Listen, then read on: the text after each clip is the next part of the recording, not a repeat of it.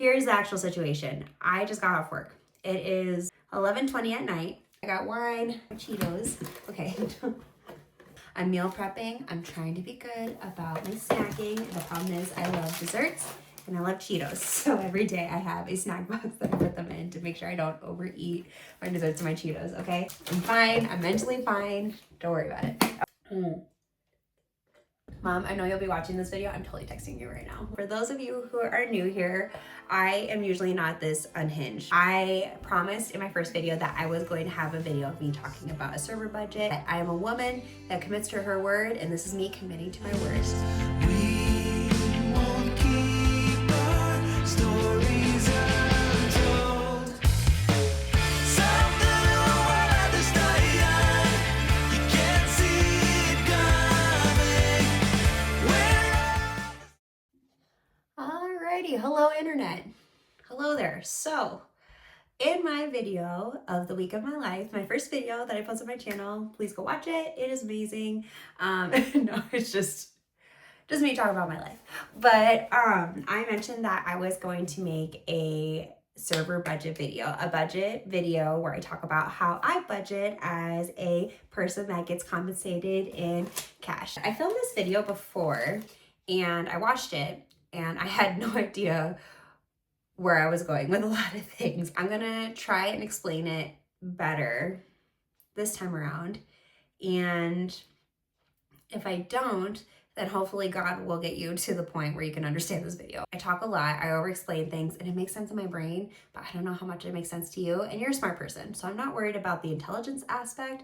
I think I just explain things in really stupid ways. So, okay, here's the deal. It's 2026, and we're either getting second jobs where we're getting compensated with tips, or we just want to know how to manage our money better. Either way, this video could be helpful, and I want to be able to share things that could be helpful on my channel. The point is that your income is not always guaranteed.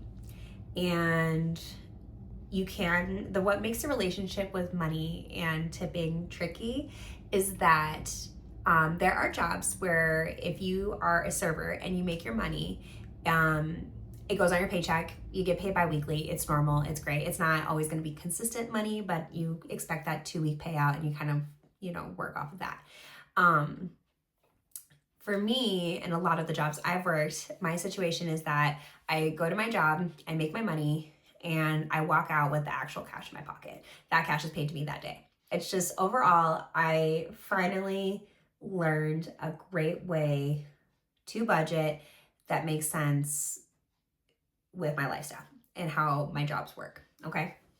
And this is how I do it, and this is what works for me. So here is the beautiful bill, the beautiful budget.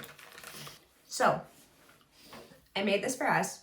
It's really loosely based on what I do. These are just, none of the numbers are there, okay? But this is pretty much what my budget is. So first, let's start from the beginning. I attack my budget in a monthly way.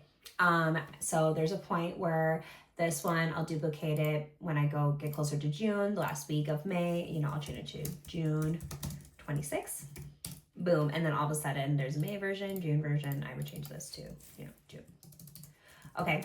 So this is how I approach this. But for now, we're just going to focus on the month of May. All right, let's start at the top.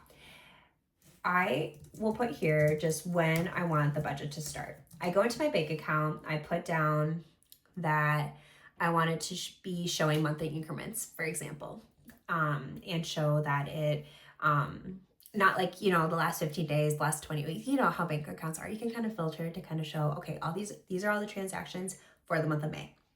So I do that.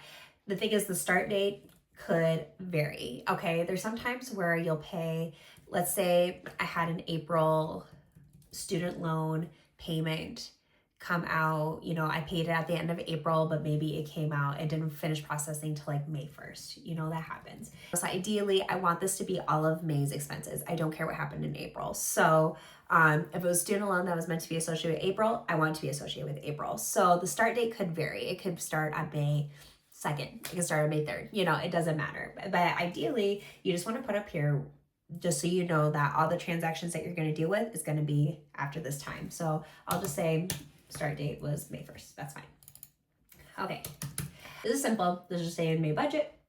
This last process, we'll get into this later. For now, we're just gonna leave this blank. Okay, we'll leave this blank, leave this blank. I don't want to talk about these things right now. Let's go over to April leftover. So as of whatever date you start, so in this case, May 1st, we put whatever amount is left in our bank account from April. So let's say I have $100 left over from April. Perfect. Okay. Now, this is where I put down all of my deposits into my bank account. So with each job, even though I get compensated that day, I still get a paycheck hourly. So I'll put like an equal sign and I'll put $100 so that over time, as I'm going into this and I get another paycheck, I can put plus, another $100 when after my whatever. So right here, that's where this goes. So I'll put $100 for now. I work 2 jobs right now, so that's where I have my other paychecks right there.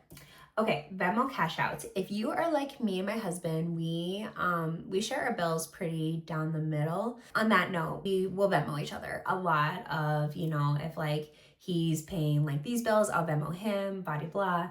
Also, when we go out to eat and things like that too, we keep things pretty even too. So that's just how we approach our finances. So Venmo cash outs, this is points where I have money in my Venmo that I'm putting back into my bank account. So this is all income. This is our whole income section. Okay.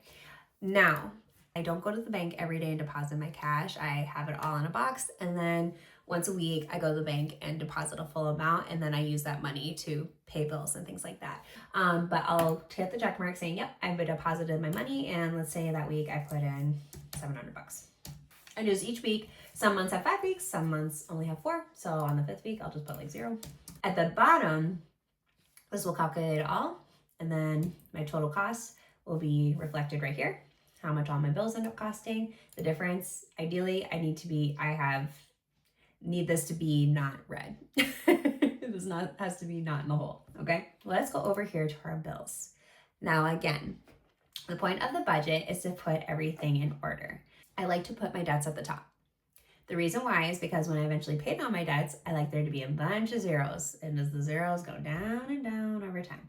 But I also prioritize when they're due. Credit card 1 got paid off, that's 0, and I'm just gonna leave it at the top.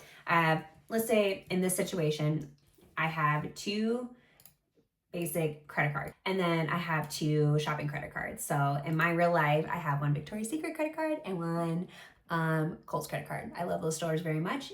I put them all in order based on when they're due. On that note, I have heard so many times, and I have done this in the past, where you can change your due date with the company. If you contact them and ask them to change your due date, they would do that for you.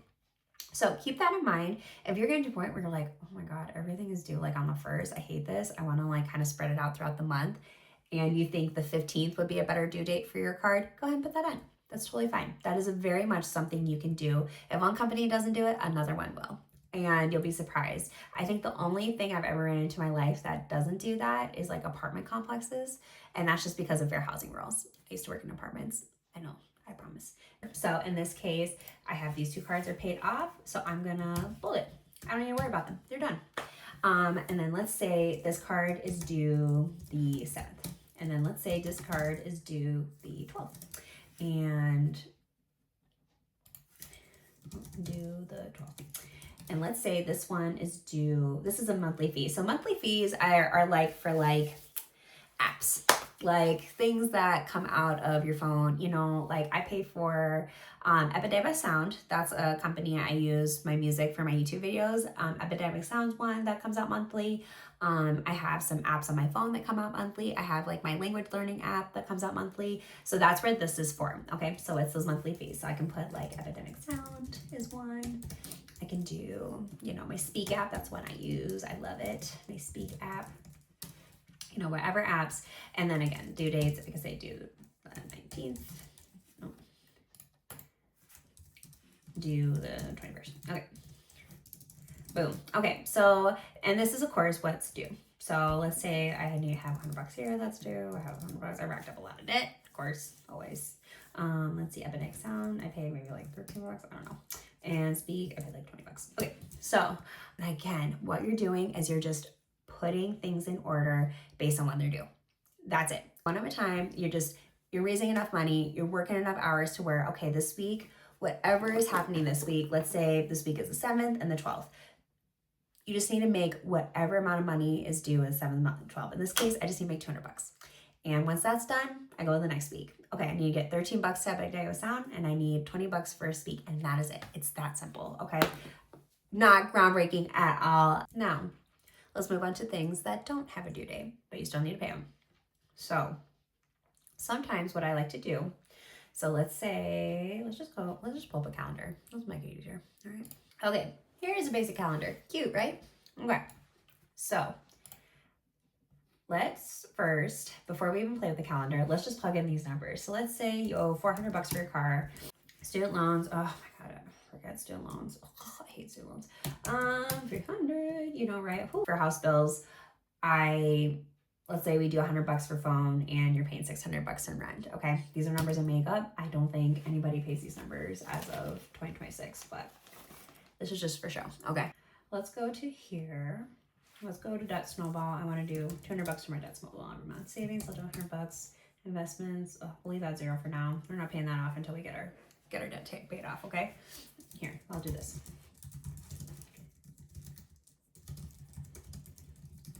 That's a 0, which will come into play later. That'll come into play.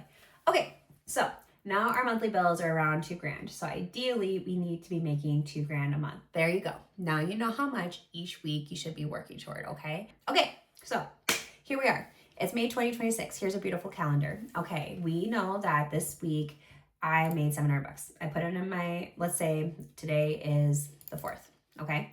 I put it in. You know what? Even if you want to, you can make victim tips. You can do 4th. So you know that on the 4th, that was when you put it in, okay? There is $700 in your bank account. Boom. That's a lot of money. That's fantastic. Let us start paying some stuff off, okay? So let us pay off.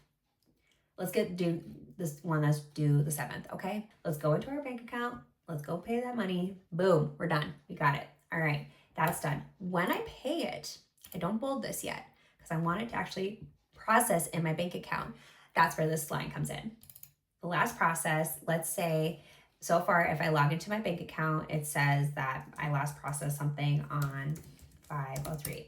It completely cleared the bank. It's not in like the little thing where it says processing, you know, and it's, you know, you see the transaction, but it's not fully done yet. It's the point where the transaction is fully done. The date is there. It's not processing anymore. It is processed, okay? That is where this comes in. And the reason why this is important is because we need to be knowing when this money is coming in our account. So today is the 4th. Just went to the bank, deposited my money. This is due the 7th. So what I'm going to do is I'm going to go into my, whatever this is. Let's say this is my Kohl's card. We'll just say shop card. We'll do Kohl's. Okay. We are going to, this is due the 7th. I'm going to say paid the 4th. I'll say due the 7th. The reason why I'm keeping the due date on here, even though I paid it, is so that when I duplicate this later on and I turn it into June, I know that date. Okay, that's the only reason why I keep it. So, delete that. So I'll mark that. I can even bold that, but I will not bold this until it has been completely processed. So whenever this new date happens and it's been pushed through, then I bold this when I'm done. Okay, so next, the 12th. The next one is on the 12th. The 12th isn't happening until next Tuesday. So I can make a decision. I could either wait until next Monday to deposit my next week's tips and then I pay it before Tuesday. But sometimes life happens and I don't like to cut it too close. And I made $700 this week. I can afford to pay Tuesday's bill. That's not a big deal. So I see the due date is the 12th. I'm going to pay it right now. So even though it's the 12th, I'm going to pay it on the 4th. Boom, that is done. I did that. I went into my little Citibank app and I paid it and it's good to go. Yay, right? Okay, we're getting stuff done. The list is getting check marked off. Let us grab a calculator. This is my calculator. I have money in my bank, $700. We're happy. That's our balance. There we go. Okay, so as I am paying these things, I am taken away from the calculator. So I did that Kohl's card, boom. I did that credit card, Robin Citibank, boom. Okay, I have 500 bucks right now. I can worry about the next bills. That's totally a thing I can do. I can worry about the 19th and the 21st, but I really don't want to. Those are coming out those days, and I think I will be definitely have fresh money in my account by that point. I've worked some shifts, I'd be good. So instead of doing that, I'm gonna leave these here. Okay, so now we're moving on. Let's move on to things that don't have due dates. So for example, gas. Student loans have due dates, but in particular, in my situation, they do not. So I wanted to include this as something that was like a loose thing that didn't have a due date, but you still want to be paying on it. I wanted to kind of include those examples. For this example, let's say gas. I need to get gas this week. When I get my gas this week, when things start processing in my bank account, I'm not always going to add them to the other column, right? I'm not going to put gas here. When it comes out, I'm going to put it under this line item to show that this is getting paid for. Ideally, the way I like to do it, and it can change based on whatever you want to do, is I put an equal sign right here, and then I take this minus whatever much I paid in gas. So I paid 28 bucks in gas that day. Sweet. The remaining is $32. This is how much I have left. Let me get into currency. 32 bucks. I have 32 bucks left that I can spend. Ideally, the next time I get gas, I know how much I have left to spend. Okay. Same with student loans. If maybe I want to pay 100 bucks right now, pay 200 bucks later, I can do that too. So I can do where I go into this little column equals this minus 100 right now. I know I have 200 left to spend that I need to spend, okay? You can totally play with how you want to attack your notes. Whatever works for your brain, make it work for you, okay? This is not Bible. Ideally, just approach your budget in a way where it's checkmarked list. It's a to-do list. You're just getting the to-do list items done and doing what you can that works with your life, okay? And while you're doing that, you're accounting for it in your calculator. You have a picture of it on your phone. You know how much money is coming out of your account. Be a person that checks your bank account consistently. Get to a point where you are comfortable and not scared of your bank account, okay?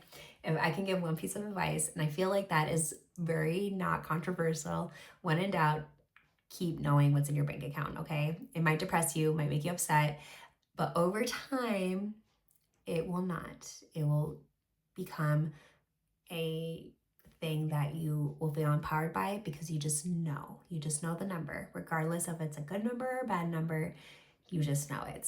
So in this case, I know that I went to the bank today. I also went and got gas. I paid 28 bucks. So while I'm doing that, I'm also accounting for that. Okay, this minus 28. Okay, I still have $472 left this week to spend before I deposit my next earnings from my job. So let's pay something. Let's do my debt snowball. Let's pay 200 bucks of my debt snowball toward this. And now let's talk about the debt snowballs. So I took a momentary break because I kind of realized that I needed to kind of simplify the snowball thing. Okay, I started explaining it and I explained it really poorly. So debt, let's talk about it. I have line items here specifically explaining all of my debts that I have, right? This is not representation of my actual debts. It's probably actually really freaking worse. Don't worry about it. In this situation, I decided to keep my student debt separate from the rest of my debts because the student debt is just mucho so much, and I just need to kind of be aware of it in a different light. And I like the idea of me paying a little bit down, snowballing down my debt, my student debt, and then snowballing down my other debt, my car, my credit cards, things like that. Okay, so in this situation, for example, I have everything that happened in April, okay?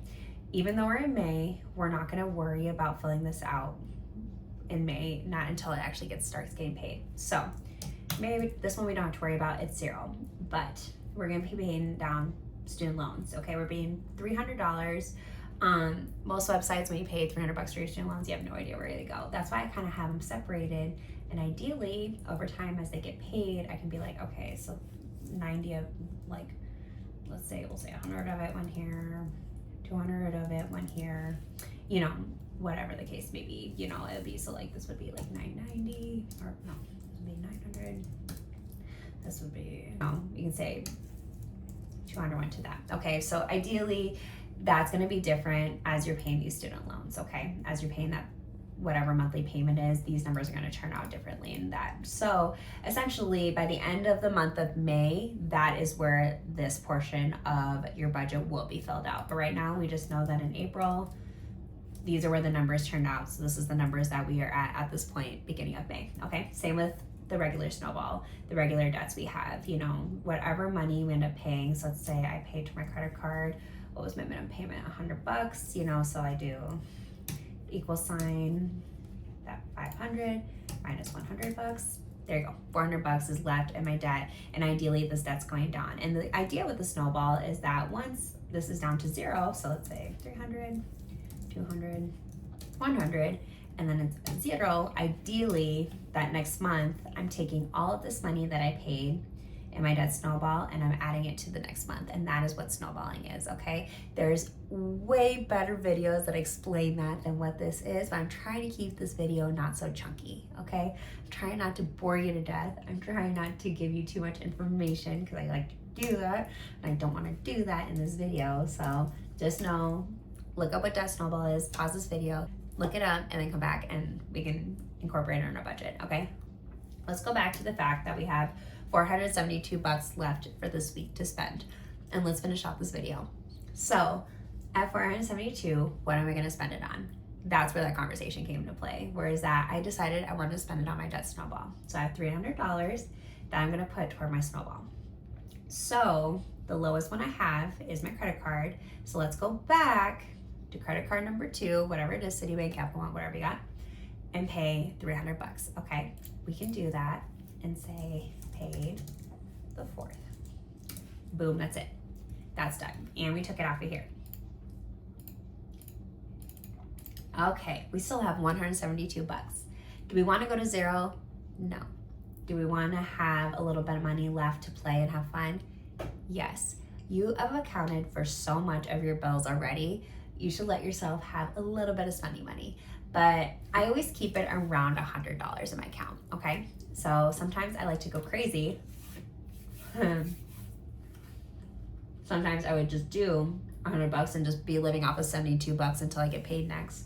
That's something you can do if you really want to be a little bit more strict with your spending, but give yourself $100. So we have essentially $100 of spending money. That means there's 72 left, okay? What can we spend 72 on? Well, we can put it towards savings. I can pay some bills to my husband. We can put it towards student loans. You can honestly choose whatever you want to put it toward, or you can leave it in there. You can be okay with spending $172. Over time though, you might want to get to a point where in the other column, instead of just being like, oh, this equals, I spent $7 on coffee, $40 at the restaurant, I went to the bar and spent $3 here and $1 here and $5 here. You know, instead of, oh, she's mad. Instead of getting to a point where this is just accumulating, I have no idea where it's going, you can also put a cap on how much you want to be loosely spending throughout the month. So maybe you just want to spend $500 and that's it. And then over time, you're sitting here going, okay, so equal sign, that cap minus $8 on coffee, $9 on this. And ideally, you're getting to a point where it's like, okay, I have this much money left in my month to spend for the month. And so it's like, you really got to do what works with your money and what will make you keep yourself in check, okay? So in this case, I want to just have $100 left in my bank account for me to spend on whatever I want, okay? Essentially $500, $100 a week. It's a 4-week thing. Let's make it 400. So $100 each week that I get to spend on whatever I want, okay?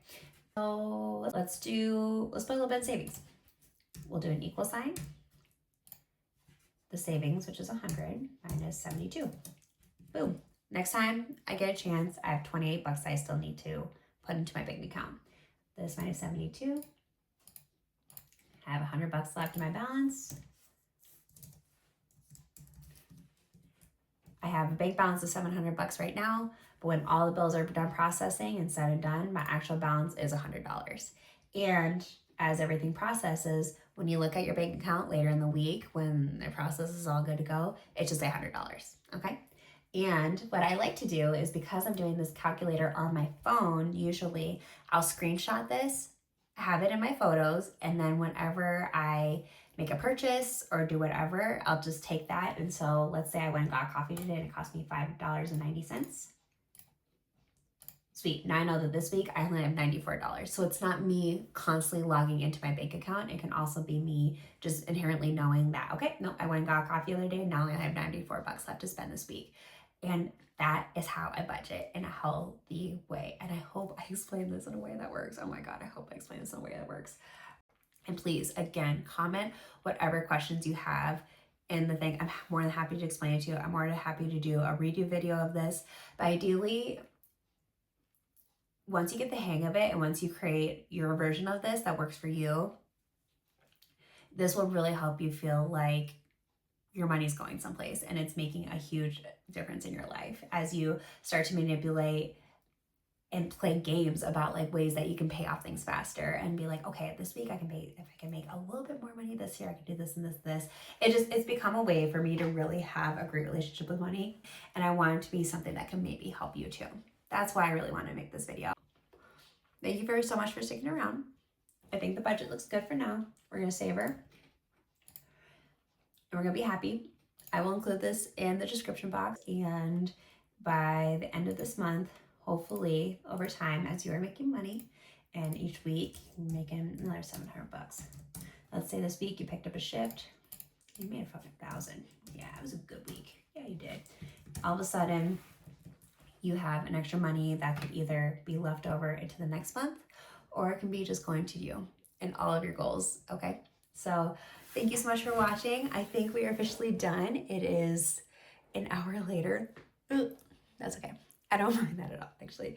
But I just hope that I was able to make something that could maybe help you out. And if this made you want to hit me, I understand. Okay, let's stop talking. Let's have a good night. And I have to, I promised my kid I'd take him bowling tomorrow. So I need to get ready for bed so I can take him bowling. Okay? You have a great night and let's talk soon.